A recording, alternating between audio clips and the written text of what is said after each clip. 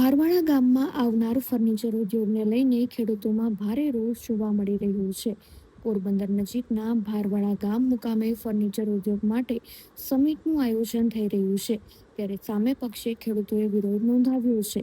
આ મુદ્દે સામાજિક આગેવાનો, કોંગ્રેસ અને આમ આદમી પાર્ટી એક મંચ ઉપર આવી ગયા છે અને તેઓએ એવું જણાવ્યું હતું કે અગાઉ સિંચાઈના હેતુ માટે સરકાર દ્વારા જે જમીન સંપાદિત કરવામાં આવી હતી તે જમીન હવે સિંચાઈને બદલે ઉદ્યોગ હેતુ માટે ફાળવવાની હિલચાલ સામે ખેડૂતો લાલધૂમ બન્યા છે. ખેડૂતોનું કહેવું છે કે આ ઉદ્યોગ આવવાથી આજુબાજુના 15 ગામો અને અંદાજે 50,000 લોકો સીધા પ્રભાવિત થશે અને હાઈકોર્ટ સુધી આ મુદ્દો પહોંચ્યો છે. તેથી ઉદ્યોગોને મંજૂરી અપાય તો તેની સામે લડવાની તૈયારી છે તેમ ઉમેર્યું હતું.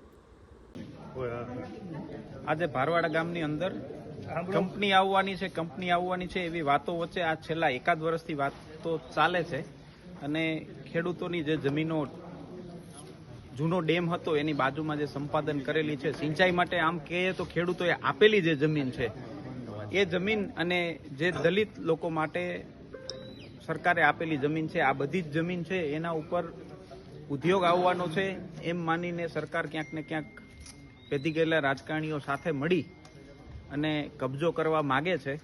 એવા ગામ લોકોને નોટિસ આવી છે અને આખા પોરબંદર જિલ્લામાં એવા સમાચાર છે કે ઉદ્યોગપતિઓ કાલે આવે છે ને એવી બધી વાર્તાઓ છે.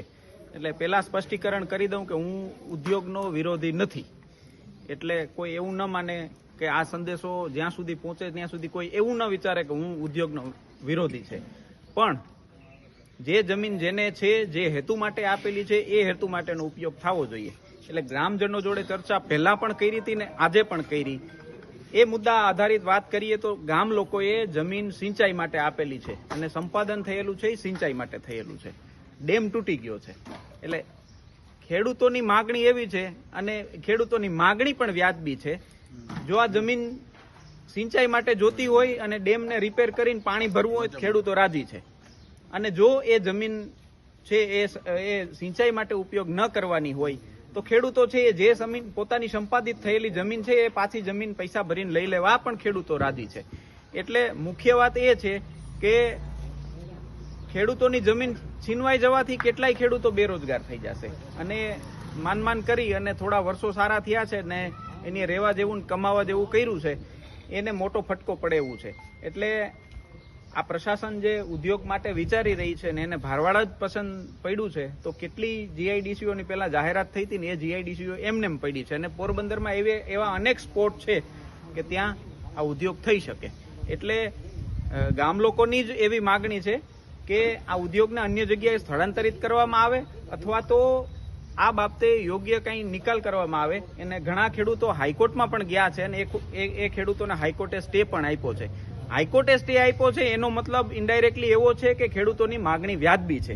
અને આ હાઈકોર્ટે સ્ટે આપ્યા પછી પણ અધિકારીઓ અને ઉદ્યોગપતિઓ એમ માનતા હોય કે હાઈકોર્ટ પણ ખોટી છે તો આ સરકાર અને આ સરકારના અધિકારીઓ અને આ સરકારના રાજનેતાઓ, ચૂંટાયેલા પ્રતિનિધિઓ, આ બધા જ છે એ કંપનીઓ માટે લાલ જાજમ પાથરવા રેડી છે. અને ગામ લોકોને કે પોતાના ચૂંટાયેલ જે લોકો ચૂંટે છે એ મતદાતાઓનું ગમે એ થાય પણ કંપનીઓ માટે લોકો લાલ જાજમ પાથરવા રેડી છે. માટે આ તકે ખેડૂતોને એટલી જ વિનંતી છે કે આપ બધાએ જો તમારા હિતનું જતન કરવું હશે તો સંગઠિત થઈને લડવું પડશે. જય હિન્દ, જય ભારત.